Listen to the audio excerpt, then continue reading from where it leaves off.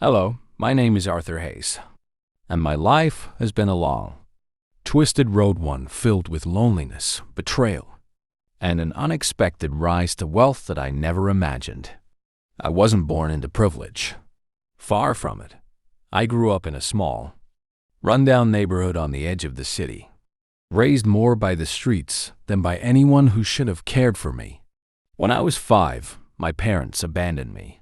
They left me at a foster home.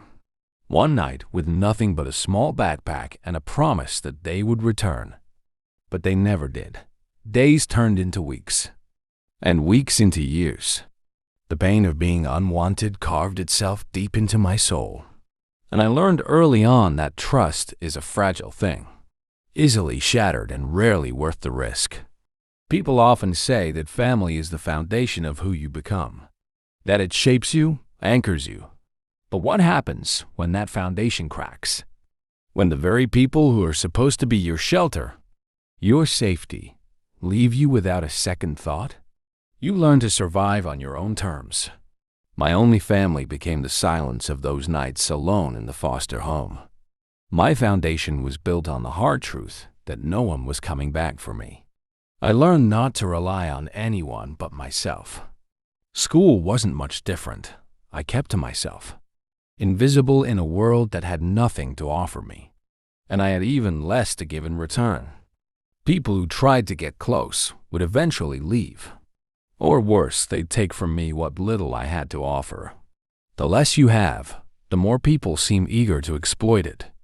By the time I was a teenager, I thought I had made a few friends, people who, I believe, saw me as more than just the outcast kid with no family. I worked odd jobs, saved every penny, and helped them whenever I could. I thought they recognized my worth. But I was wrong.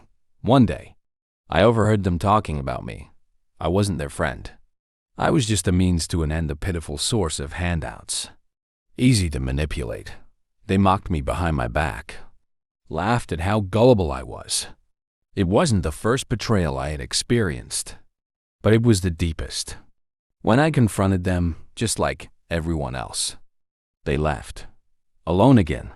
But this time, I made a promise to myself. No one would ever get close enough to hurt me again. For years, I drifted through life, working odd jobs, living in rundown apartments, surviving on sheer willpower. The world felt like it was against me, a constant cycle of struggle and disappointment. But each setback hardened me. I became resilient, not by choice, but by necessity. When you've got nothing left to lose, you stop fearing failure. And then, something changed. Thank you for listening. Please subscribe for part 2.